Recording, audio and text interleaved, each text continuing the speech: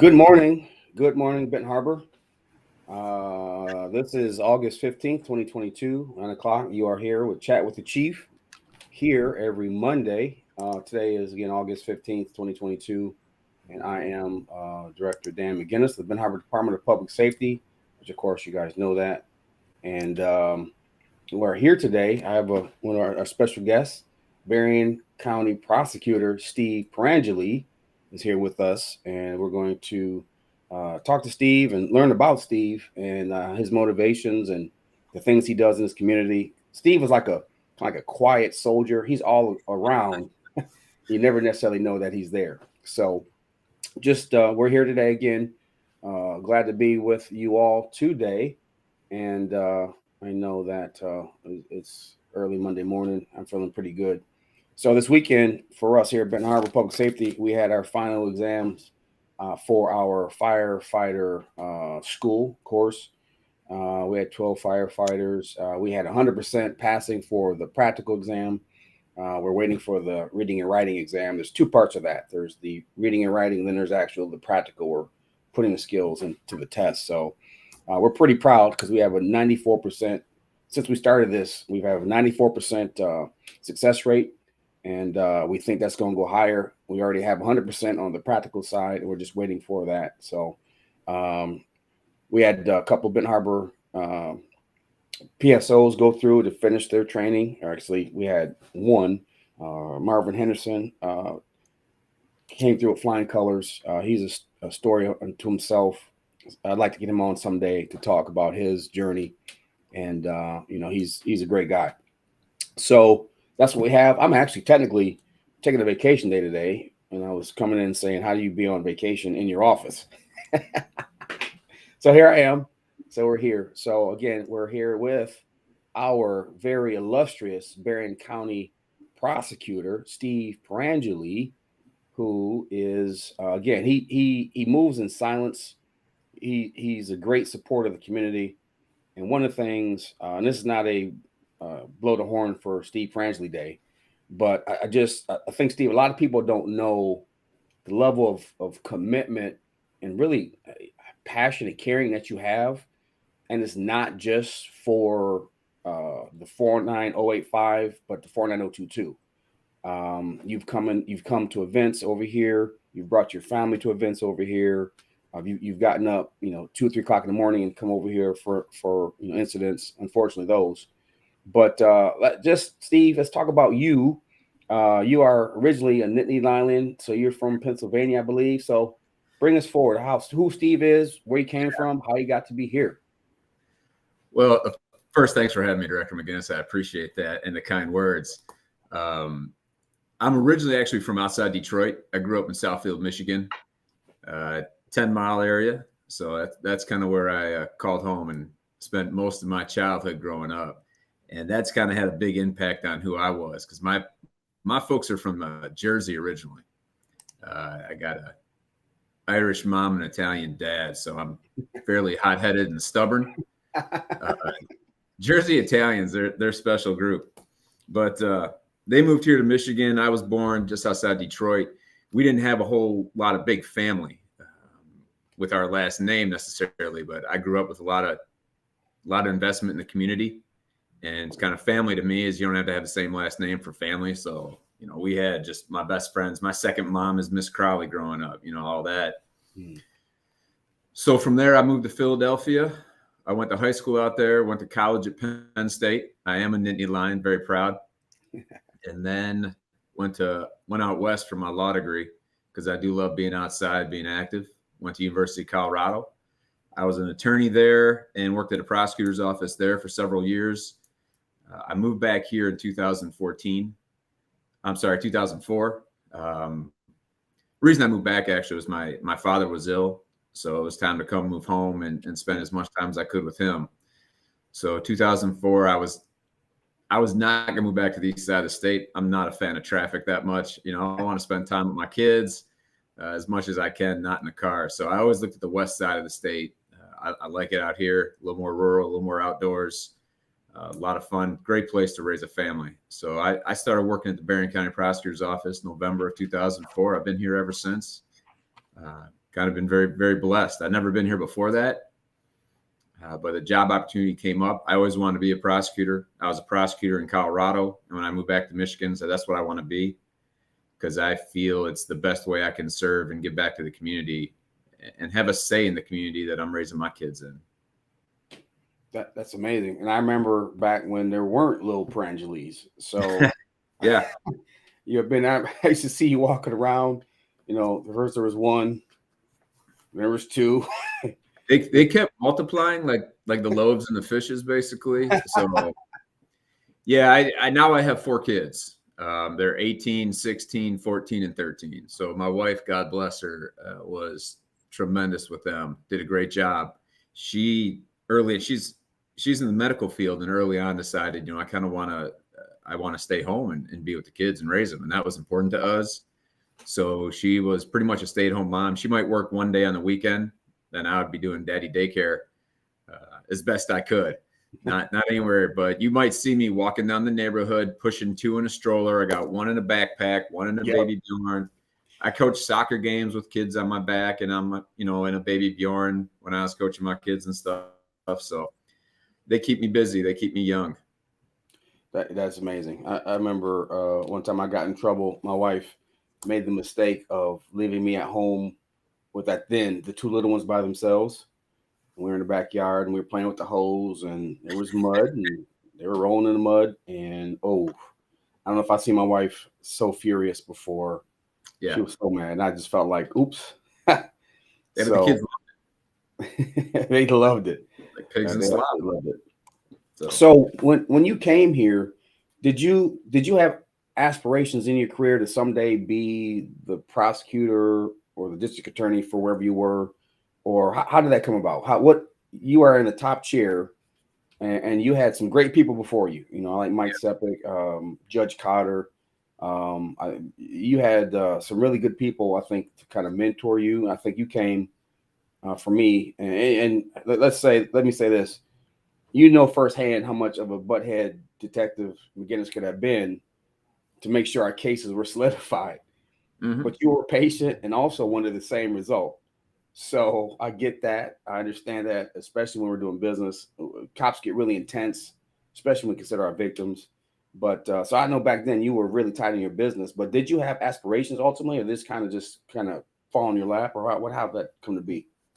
No, I never actually had aspirations to be in the corner office or be the elected prosecutor. And people always ask me, where do you see yourself in 5 years? That whole 5-year question. And honestly, my thought process was this: I hope to be prosecuting. I want to be in court. I want to be fighting for people who can't necessarily fight for themselves or have a voice for themselves. I never wanted to think too far down the road. And the reason being is because I wanted to handle every case how I thought it should be handled. I wanted to handle every case what I thought was the right way. I never wanted to handle a case thinking, all right, if I handle this case this way, how will it affect if I ever wanted to run for something in 5-10 years from now? So I always thought that wasn't the right attitude to have. So I never thought about being the prosecutor. I just did my job. You work with me, I put a lot of time and effort, into my cases. I work, a lot of nights, weekends, to make sure that I do the best for the victims. But I never thought about just moving up the chain. That was not really in my plans. I did have, I was hired by Jim Cherry. I work for Judge Cotter now. And then Mike Sepik. I met Mike. He was actually one of the first to interview me here. And I've been very blessed to have him as a mentor, for the last, still a mentor to me. We have lunch often. We talk about things. He still has great advice. He's actually still a sworn prosecutor, assistant prosecutor right now under me, which is really weird because there was a couple of cases he wanted to finish up, but that's Mike. He doesn't want to leave loose ends. A couple of things that he had to finish up. So it's kind of strange having my mentor be sworn in as an assistant prosecutor attorney under me. But, Mike taught me a lot, not just being a prosecutor, but being a man and how to approach life, gave me a lot of great advice on being a prosecutor, being a husband, being a dad, and raising kids too. So that just kind of progressed along there in the office. They named me as a chief back in 2014.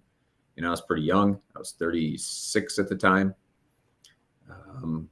But I accepted that role and embraced it. I thought it was more of a way to have an influence on the community again, to be able to help with newer prosecutors, training them, kind of guide office philosophies and where we want to go.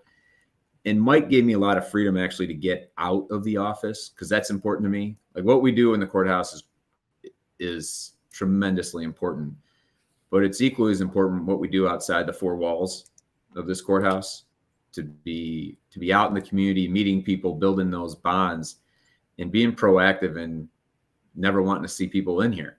I don't ever want to meet people during my job, to be honest with you, in the courthouse, because it's not for good things. Right. So then I just progressed through there through the different chiefs. And then when Mike retired in the end of 2020, I felt confident in running for this office. It's, huge shoes to fill, and I definitely can't do it on my own. That's for certain. So I think I got a great staff here that helps me every step of the way. It's definitely, you probably agree, a thankless job, probably the top thankless job. And even these positions, it's thankless. We do what we do, but it's not for attaboys, that's for sure. You got one question. Hey, Shaq, I'm gonna wait to ask a couple more questions, and I'll pose that question. Steve, just hearing you talk, you basically quoted a Bible scripture, you mentioned being blessed. So that tells me you have a level of faith. How does your faith intertwine with who you are? I guess it's the foundation. I wouldn't be where I am without having faith. Often losing it and trying to find it again. I mean, you know how that is. I'm a big, I know you know the Bible well. I'm a big James guy. Letter St. James. Show me your acts. You show me words, I'll show you my acts to show you how I feel. And so I'm a big believer in doing the work, rolling up your sleeves and doing the work that needs to be done, not just talking. And you also know, you say it's a thankless job, and it is, but it's also one of the most rewarding jobs too. Correct, and those thank yous that you do get mean even that much more when you have people that come back. I know there's actually a case that you and I worked on. I won't mention names. It was a CSC from 2006. A young woman was abused. She still maintains contact with me to this day. I've been to her high school graduation. I couldn't make her college graduation because I was out of town, actually, but still talks and emails me, let me know how she's doing. So it can be thankless and it can be tough, but the rewards are beyond measuring. And like Paul, when he wrote most of his letters, oftentimes in jail, talked about the suffering you go through. But it's what needs to be done. It's never lost. Any hardships we have in this job are nothing compared to what some of the victims have been through. Correct. So any sufferings or any hard work you got to put in, you got to put hard work in every job. Every job has its stresses, but it's all worthy and it's all worth it.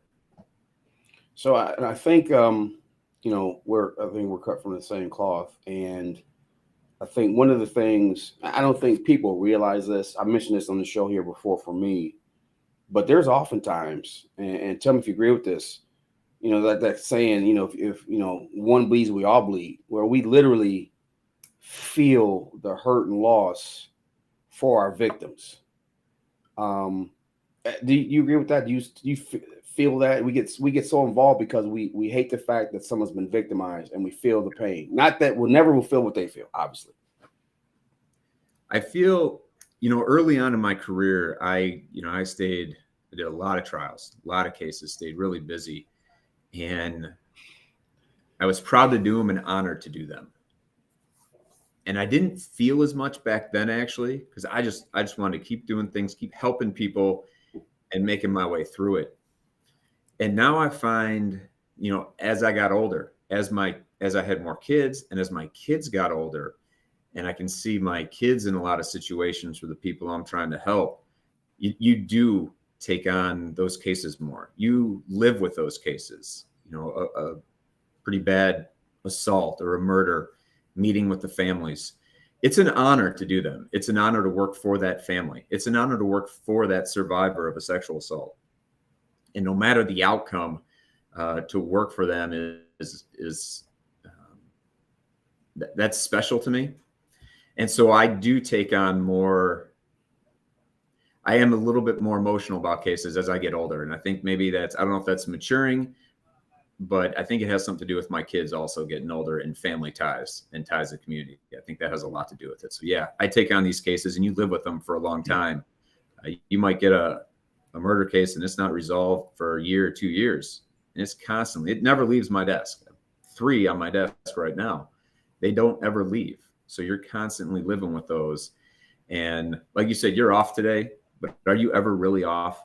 You're always pretty much on 24/7. You can't, this is not a job where you can just leave. It's not shift work. You can't just leave it here. You're always thinking about it. So yeah, you do take on these cases. You do have what they call, vicarious trauma from it.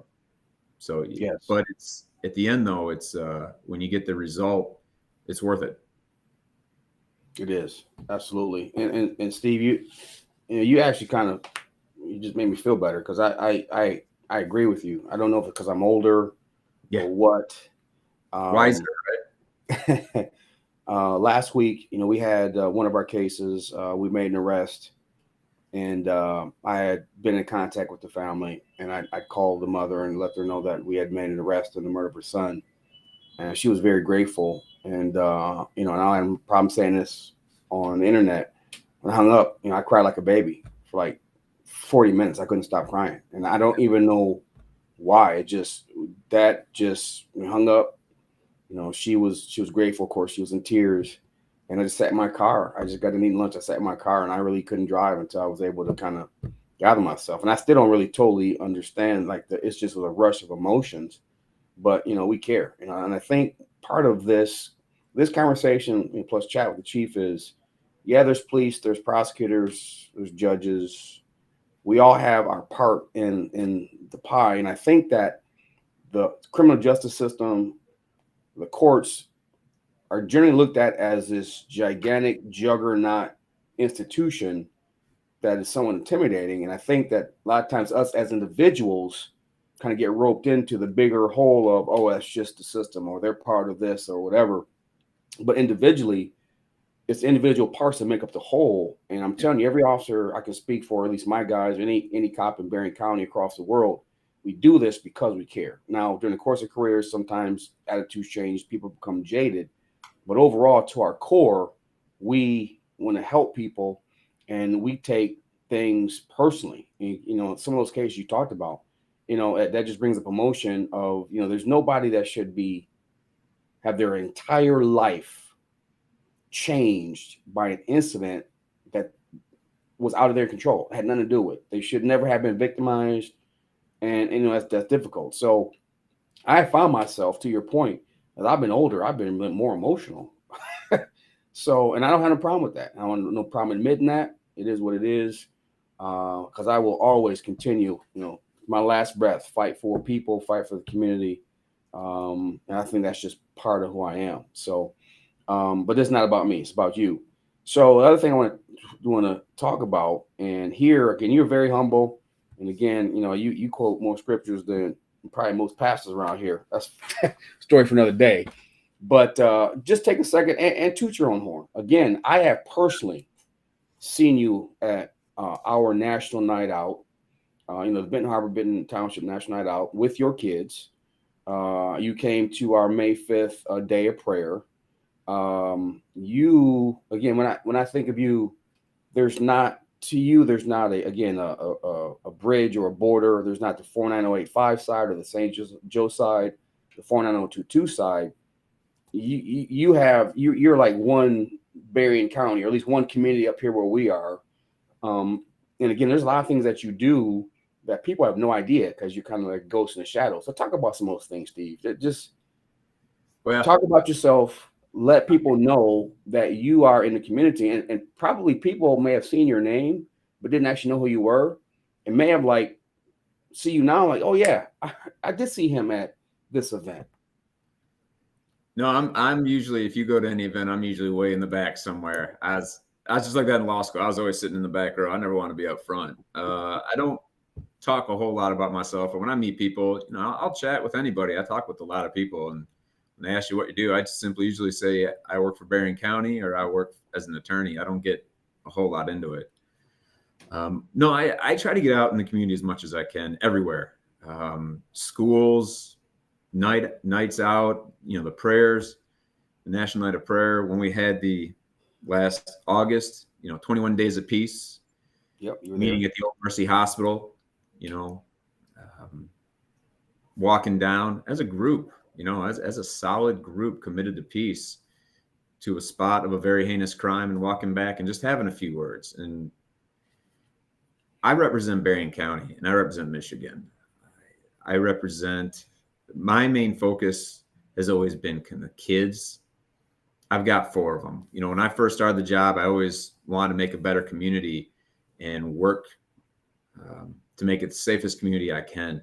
And then as I had kids, I kind of was able to just put real tangible faces as to why I do my job. And now it's just every kid in Berrien County. And that, when you want the best community for kids, that entails a lot though. That entails, violent crimes, that entails drug dealing, things along those lines. So I try to get out as much as I can. I get into schools a lot, speak with kids directly. We were at Benton Harbor High School a few years back talking with the kids, which was that was a really difficult talk to give. And I'll tell you why. Mr. Sepik and I went down and we were talking about using phones and computers and doing stupid things on them, which my kids have them too and do stupid things. That's why it's so important to me. And the kids were great, except I had to follow Braylon Edwards, who was talking right like a half hour before me. I like to think I'm an okay guy and I'm somewhat entertaining to talk with and can keep kids, but I can't follow Braylon Edwards. He Michigan wide receiver, played for the Jets, played for Cleveland. I can't top that. He was there giving some money to the athletic department and things like that. And I didn't hold it against the kids. I knew why they liked him a lot better than they liked me and what I was talking about. But no, I've been into the high schools. Been at like symposiums and seminars in the evening times at the high schools around the community, including, Benton Harbor High School, to talk about different relationships with police in the community. And it is really something that I want people to understand is, fine, I'm the elected prosecutor, but I'm a dad, I'm a husband, I'm a community member. I want to go down and enjoy everything Berrien County has to offer everywhere in Berrien County. And I want my kids to do the same. And I want that for everybody's kids. So that's why I am out there. That's why I do get out and meet with, go to different churches and talk. I've met with Pastor McAfee, Maurice McAfee, and worked with him on different initiatives involving kids, involving expungements. We went to the Second Baptist Church down in Benton Harbor and had a collaboration with Michigan Works and did an expungement job career day. That was last November. And it's things like that I'm here to try and help. Again, that whole time, DeAndre Herskin from Michigan Works, was working with him on that. I just want to be in the background. You got questions, I'll help out. I'll try to push whatever I can, but I don't ever need to be front and center on stage in any way. So just put me in the background, help and do whatever I can. And it was a successful night. We got a lot of people with criminal convictions that we were able to help them get those expunged, set aside, and move on and get new jobs, start new careers, start new lives. I did a lot with the expungement package early on and when the law was being written, working with legislators. And then also after it was passed, educating, the community. Did several talks online, did several talks in person. I gave a talk with the Berrien County Bar Association to help attorneys learn the law better. And it's important to me because I want people to have the second chance or third chance, whatever chance it may be. When I was handling one expungement, a woman said, I always talk with them before we go into court. I'm like, hey, the judge is going to ask you these questions. Be ready for them. But why do you want an expungement? Nice young woman. She was working at a local hardware store. And she said, well, if I get this off my record, I'll be eligible for a promotion. And I want to show my kids what's possible. It's like, well, hell, man, you can't get a better reason for an expungement than showing your kids. and leading by example. That's kind of how I feel. You lead by example, and that's phenomenal. So that's one of the reasons why I'm out there trying to do these things again outside the corners of the courthouse here. That's awesome. So let's go and get this. The child chief is not so much Poverty Puff, and we've been learning about you. But I want to transition to kind of the same vein. We've seen a proliferation of violence in our community, not just here, it's all over the country. And again, I've been with you these late nights when we call you, you come in, and again, your face, you don't have a mirror, but it's like you feel kind of the blunt, the blow, because you're probably, if you're like me, you're thinking like, how do we get from here to 13 people saying guilty or whatever. Yeah. But I know that you feel very deeply about the violence in the community. I also say, and correct me if I'm wrong, you would also agree the answer is not throwing police at them. The answer is not hiring more assistant prosecutors. There's a social component to this for our community to come together. So talk about kind of like your thoughts these last 2 or 3 years with the violence that's kind of has escalated. What your thoughts about that is, and what may be some things that you can do from your office, or some suggestions you would have for us as a community, not just the prosecutor's office or the police department or Steve or Daniel, but as a community, some things you'd like to see us do together. Yeah. So, I mean, there's a lot to that. We've been experiencing the last couple of years, as you're aware, violent acts at an increased rate. Guns are involved, and very powerful weapons, a lot of them.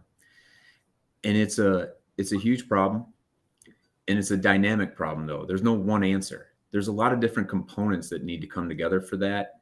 And I think law enforcement is part of it. This court is part of it. Police are part of it.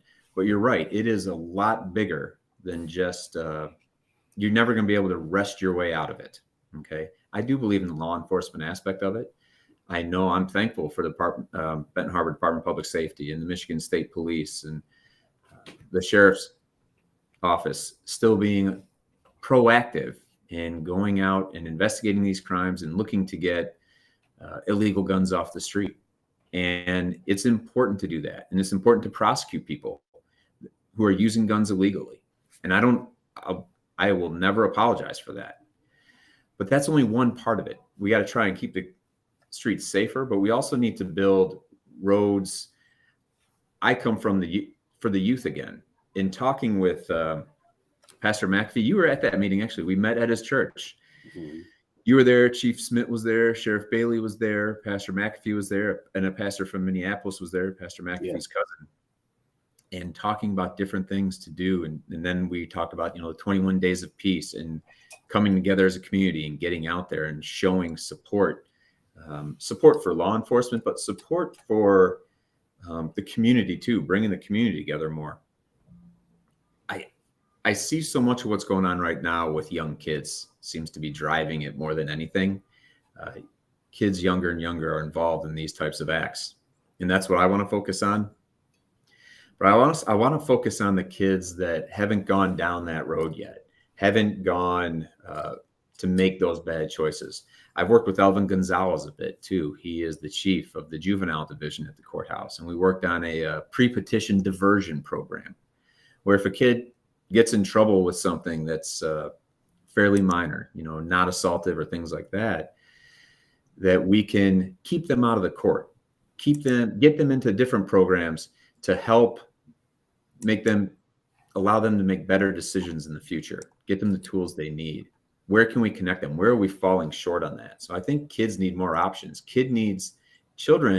Students need to see that they have a future, that it's outside of our little community, that the world is huge. And we want to give those kids the idea that they have so much they can accomplish.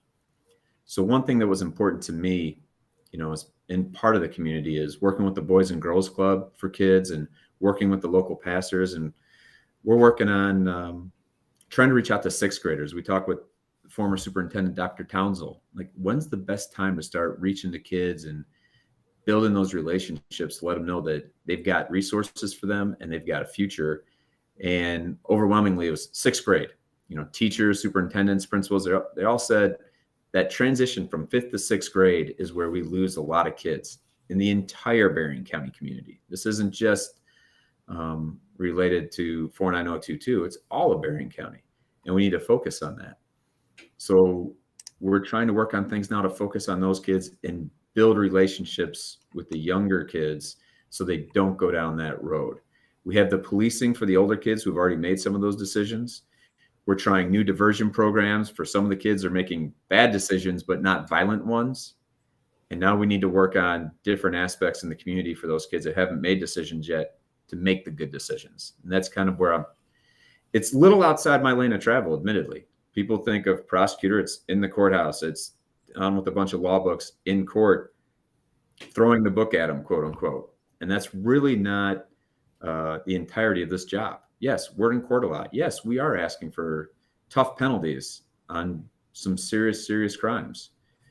But we need to think bigger and think more dynamically in trying to reach young men and young women to make better decisions. Okay. Steve, I want to jump into some comments here. I think there's one here by Mr. Shaquille Turner, who I think kind of epitomizes, I might mention to it, says respectfully, when you're talking about the program we're talking about, with the expungements, respectfully, I have to disagree with you. Ben Harbor residents are treated differently when it comes to expungement process hearing, phone calls are hung up on, etc. So here, Steve, and we talked about this. I think there is a perception, again, here on Chat with the Chief, we say what needs to be said. There is a perception on our side of the bridge that we are treated differently. Mm-hmm. For me, I know for a fact, me as a director of public safety, have been treated differently by the judges. I've had my guys who have come from court, and these are white officers, who have said, you know what, we get treated differently. We see not only our citizens treated differently, but us as well. So, we had a thing in detective work, where there's smoke, there's fire. So right or wrong, like it or not, there is that perception. How do we, and I know that you're only a part, again, people realize the prosecutor's office is only a small part. So for example, the police, we have our part. We give information over to the prosecutor's office. They have their part. The police now are done. Whatever decision is made by the prosecutor is what it is. Ultimately, prosecutors, if there's enough to go forward, they ultimately present information to the judges. Once the judge makes his or her decision, that's it. The prosecutor's part is done. And then ultimately the judges answer to the people where it's supposed to be. So we have to understand that there is a compartmentalization of the criminal justice system, but overall it's looked at as this giant juggernaut that's really kind of difficult to maneuver. So you as a prosecutor, having a heart for the people, but also knowing that there are these perceptions of the criminal justice system, what can we do, if anything, at least from your perspective, can we do to change it? So I think a couple of things. One, my job here is I have to make sure that we are fair, transparent, and everything is done right. And that is my most important job, is to make sure that we are seeking justice in the criminal justice system. The second part of is working on perception. Okay. So making sure it's actually just and fair is the most important thing, but perception is reality to most people. Right. So I have to also make sure that we're perceived as doing our job that way. I saw the comment by Mr. Turner, and I can't speak directly to it because I'm not aware of it. I'm sure that's happened, and I don't deny that. I don't know where the breakdown in some of the process with expungements have come from, if it's been on the court clerk side, things along those lines. Our office actually is fairly limited in the role of expungement, where we show up to court on expungement day. That's when we have to be there. But up until then, we're not very involved. The part that we are involved with is that I'm involved with is getting the word out and trying to educate people on it. I can't give any legal advice, but I do try to get out there and educate people on it. We have a self-help legal resource center to try and help with that also. And I've seen it work a lot. Are there times where it hasn't worked or people feel as if they have not been treated fairly? Absolutely. Absolutely. The only thing I can say to that is if you call me in terms of a prosecutor's office, we will do our best. I'm a pretty open door. I mean, you know that, Dan. I meet with a lot of people, come in here all the time to try and talk about issues they have. A lot of times I'm not going to make people happy. All I can do is be upfront, be honest, and tell them how things are supposed to work and how we're doing our job. I'm pretty upfront and transparent about anything we're doing here. All right. Mr. Turner had another question. The process, I'm not exactly sure, maybe you know, because I'm not a lawyer. The process for felons in Berrien County is not like others within Michigan. What are you doing better? What are you doing to better that process to help others better their lives? Berrien County does not have it posted on their website. I guess without knowing some specifics, how we're not treating felons like other people in other counties, it's kind of hard for me to say. We do have a slightly different court than most other counties in Michigan in how we process cases because we're the combined trial court. But at the end of the day, it's still going to be in front of the judge. It's still going to be sentenced just like any other county in Michigan. And there's still Department of Corrections for probation or things along those lines, just like any other county in Michigan. Now, I will say that sometimes, we do treat a lot of crimes differently in Berrien County than, say, Oakland or Wayne or Kent County. They're bigger counties. They handle more cases. We handle a lot of cases here. We handle a lot of charges that come in, but we work a lot of cases. And here's an example. Quite a time ago, we had 3 people come over from Chicago, stealing from stores, writing bad checks up and down I-94. We got into Benton Township, and we're continuing to do that. They were caught by Benton Township police and detectives, and we prosecuted them here. And they ended up going to prison for that. And they were shocked by that because they'd done it in Chicago for so long that nothing ever really happened to them in Chicago. So are people treated differently in Berrien County? Possibly. I feel like we handle our cases, we process our cases, and we take the time that we need to make sure that we get a just result in cases. Okay. Thank you for that. There's a Miss Hayden here. She got actually a couple long comments, and I don't want to get into much in the specifics of whatever this case is. I'm not familiar with it. She says, I would like to know, what about these people you guys have work in this snitches to do drugs, but yet they're stitching on people that are dealing drugs, but they still do drugs while they are allowed to do drugs, yet bust not drug dealers, not one thing specifically because he murdered my daughter and got away with it. I think what you're saying, and I realize it's hard to type. A lot of times people are on their phones. Yeah. Of maybe somebody who provide information, an informant, provide information, but then they continue to walk. As far as drugs, as far as I understand what this question is saying, we don't necessarily have the ability to tell somebody or have somebody that's on drug or drug abuser to turn it off or on. So I don't know, Steve, maybe you can speak. I won't look at the process of confidential informants, and oftentimes they might be on drugs. Yeah, I can't speak to any specific case. Obviously, it's not ethical for me to do that. But generally speaking, yes, that's just a fact of law enforcement. People do give information involving crimes, especially violent crimes. Sometimes those people are drug users. Okay, I've always said this about prosecution: is that drug dealers, I want to put in prison. Drug dealers, I want to do that. Drug users, I want to try and get help for, because it's a long-lasting addiction, and it is not, as you said, flip down and off. But oftentimes we do use the police use confidential informants to help solve cases.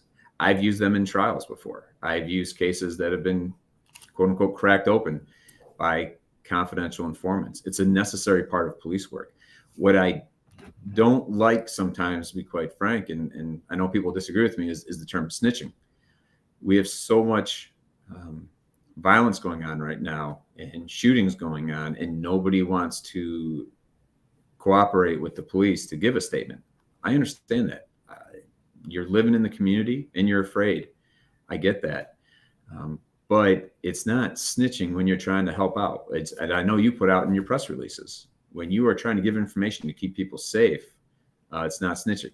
How it's looked at on the street is something totally different. I get that. I'm in an office here trying to help with crime, but you're in the streets living it. So I understand that point of view. I really do. But oftentimes, though, we do use people to give us information. And does that help out in their charges sometimes? Yes. Do I always like doing that? No. But sometimes it's necessary to proceed on the bigger cases. So you have to keep some perspective on things, on what we're trying to do. I hope, and I can't talk specifically to any particular case, but I hope that helped answer that question. Yeah. And we want to be respectful too, Ms. Hayden, as far as pardon, whatever case she's referring to. I think maybe that's a conversation offline for maybe Steve. Here's another one. Now, here's something that I kind of agree with, because in Benton Harbor, sometimes you might have to, tap a little booty. But she says here, for one, give the paddle back to the teachers and principals, and let the parents. I think she meant spank the child on their butts. There's nothing wrong with a parent spanking a child on their butt, but it's not child abuse. There's nothing wrong with a teacher paddling a child on their butts. That's when kids start disrespecting authority. When that was taken away from parents and teachers and principals, that's not child abuse. So let me just chime in very quickly on that, because I think, and Steve, you can correct me if I'm wrong, as far as I read the statute says in Michigan, you can discipline your children. You can't leave marks. You can't have them limping. And I think there is a misconception. Also, what I think is that oftentimes, first of all, Child Protective Services is a revolving door. It's a revolving door. So oftentimes they're hiring people straight out of college to these jobs. And quite frankly, they might be coming from an Alpena or somewhere in northern Michigan where the culture, will say, is different. And now there's this perception, kind of give you a comparison. In Benton Harbor, for years and years, there was a perception that we have a no police chase policy. Well, we've never had that. We have never had that. But you swear, every Benton Harbor resident, they would swear up and down that there's a no chase policy for Benton Harbor Police Department. It's not true. Same thing here. I think, as I read the law, unless it's changed, you can corporately discipline your children within reason. And I say that within reason. Yes. But a lot of times there's been people that have been prosecuted, or charges have gone to court for simple discipline. If I'm reading it correctly, can you speak to that? What your position is on that, and I'll put that back. And I can't speak again to any specific case, but in general, this is what I'd say. Is there a problem with discipline these days with the youth? I think so. Is there a problem in schools with discipline? I think so. Teachers are being disrespected throughout the community, and I think that's a huge issue of what we got. If you talk about one of the most important things for me and kids is an education. Probably 2/3 to 75% of the people in the jail don't have a high school education. And that's a problem. So kids need to be in school. They need to be there to learn. And when disruptions happen, there should be discipline for that. In terms of parents, there are child abuse statutes. However, in the law, you can have what's called reasonable parental discipline, which includes corporal punishment, corporal discipline. It could include spanking. When I was a kid, I got spanked. My dad had a belt. I got it. And I'll be honest, when I was a kid, I'd much rather go in front of the judge and have to go home and see my dad after I did something wrong. But I have no more respect or love for any man than my dad. And I think what it comes down to is the intent of what you're doing. First, are you doing it just to get your anger out? Or are you doing it for disciplinary purposes? But also, how far do you go? Like you said, corporal punishment is not illegal. It's when you are you're hitting so hard that something happens. A bone, we've had bones break, or you're breaking skin, things along those lines. There is a part where it goes too far. There is definitely a need for discipline of kids for certain. But there is a line that can be crossed. And that's kind of on a case-by-case basis. As for CPS. Our office works with CPS in the family division. I don't work with them as much anymore, but they do work with our office on the neglect and abuse cases. There is a lot of them are younger and in not the most life experience when it comes to kids, especially. They do have a good seasoned group of supervisors, though, that are watching over them, and they really try to work with them to get, if there are issues in the home, to try to get any services that might be appropriate or counseling in the home. Here's from school and Stafford, so I agree, but with ways things have changed over the years, paddling for some principals and teachers have become abusive, going too far, so they decided to take it away. I would agree with that. Quite honestly, I wouldn't want a teacher or a principal paddling my child, but there should be a room that when you call mom and daddy up to the school, you take them in that room and wear their little hips out. So I'm old school. That's what I believe in. Again, it's not, and you said it here on Chat with the Chief, Berrien County Prosecutor said it's not illegal to corporally discipline your children within reason. And I think that we need to understand that. So here's a kind of changing, Steve. We've seen a proliferation of people who kind of follow police and they film them. We have here a person here. Actually, I think he's going to be on the show here for the next week or two. And his concern is people that kind of go to incidents. And we understand as police officers, we have no right to privacy. When we are in uniform and working, you can film us as long as, of course, you stay out of the way and don't obstruct the investigation. There's nothing we can say or do about that. And that is fine. That's the law, nor should we. Again, of being transparent, there should be no problem. And I think there's been question raised of taking that a little bit too far, but not just with the police, but with even the citizens. So right here, Ben Harbor 2.0 says, how can you protect yourself against a person lying against you and the community and the police officers? And he actually has another comment, second one. How do you deal with cop watchers that harass the police in the community? So this is a person, I believe, that wants to kind of do it the right way, understands that, hey, yeah, I have a right to be able to film, but then others in their perception are going too far. Can you speak to that? I know it's kind of really kind of open-ended in general. So, just generally in terms of, when we're talking about video and police, yes, you guys are constantly being filmed, no matter where you are. You're always on duty, even when you're off duty, so to speak. I think there's a huge benefit to having the body cameras that you guys have. And I know Berrien County has been pretty good. It costs a lot of money, but you were very aggressive about getting that for your officers because it protects everybody. It protects the officers and it protects the community. And it makes everything as transparent at that point. So I've had several cases, sadly, officer-involved shootings that are closed, but everything is on video and everything was done the right way in terms of how the officers responded. Still a tragic outcome and still a sad outcome. But everything was on video to show exactly what took place and that the officers did everything they could to try and avoid that particular outcome. So that's important to have those. And it's good that we have those. Now, when other people are out there filming from the community, everybody's got a smartphone. Everybody films, Facebook Live, whatever it may be, and they're always putting it out there. They have a right to do that. They do. What they don't have a right is to interfere with police officers while they're doing their job, getting too close. I think it was Arizona, maybe, that just passed a law that you can't come within 8 feet or 10 feet of a police officer while they're doing their job with a video. I could be wrong about that. I know it was a state that recently passed that. And again, everybody has their constitutional rights to be there, to assemble, and to film. But when you put officers' lives in danger or at risk of injury or harm, then it can be a crime. Then it can be obstructing a police officer when they're doing their crime, when they're doing their job. So you have to be careful about that. And it's a balancing. I don't want to lock people down in the community from doing their constitutional rights, to be quite frank. It's important. but they also have to understand officers have a dangerous job, and they need to be done freely from being obstructed by citizens trying to get in their face and film them at the time.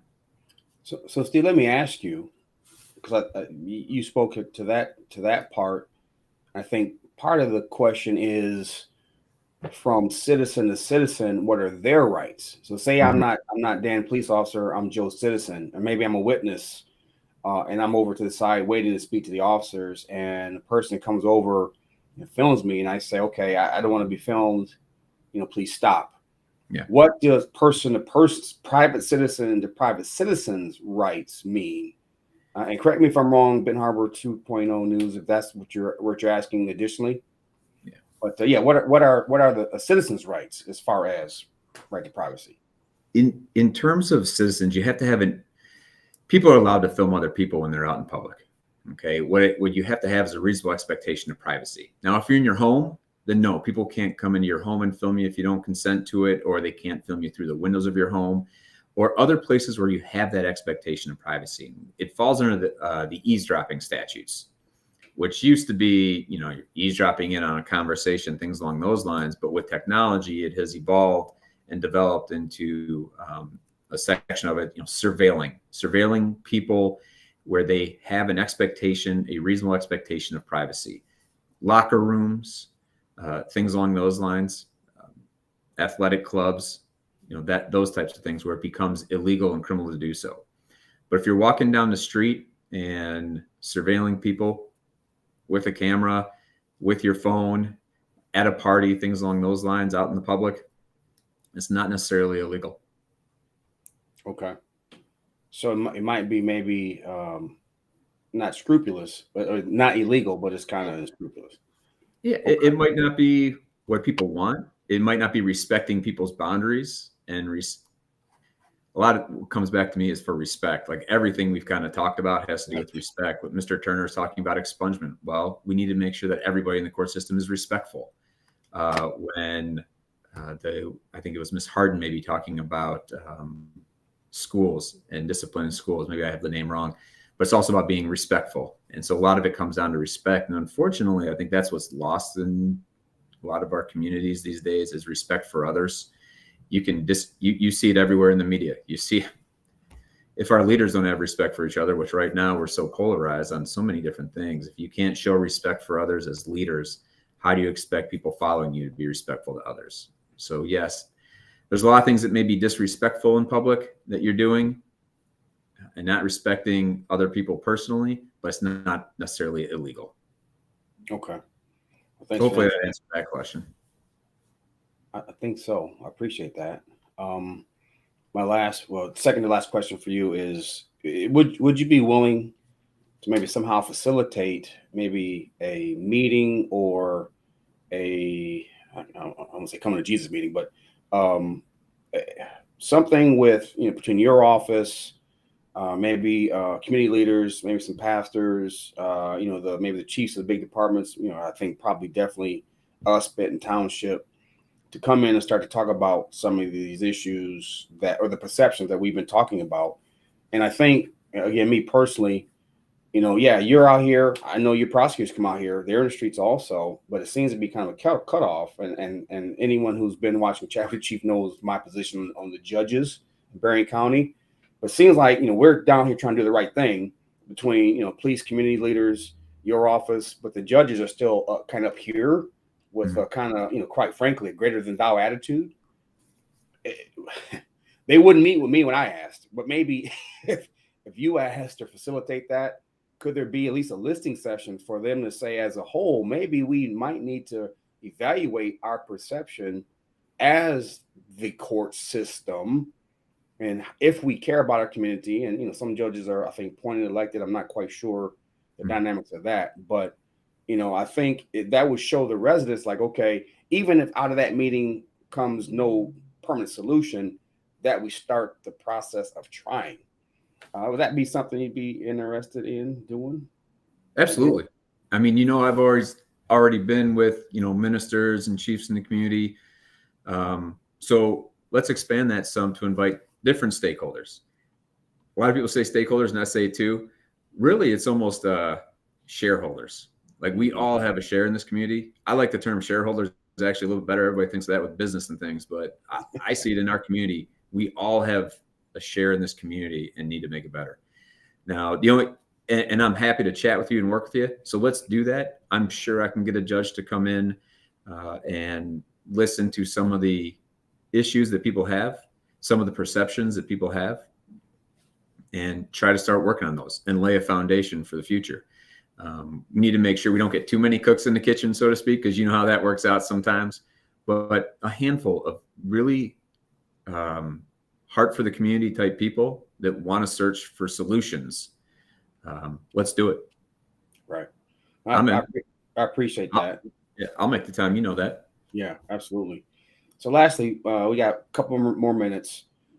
You wanted to kind of spearhead an event, and it's been so busy. It's been kind of difficult to kind of nail down, a time. Now we're, getting towards the end of the summer. School's going to start here shortly. And we're not exactly sure. Tentatively, it's going to be what, next week sometime. Talk about that, generally what your purpose is. And you made some reference to it as far as starting with the young people and building relationship with that cohort as they move forward. But talk about kind of your vision on, again, not prosecuting people to death, but getting in and starting some relationships and mentors with the youth.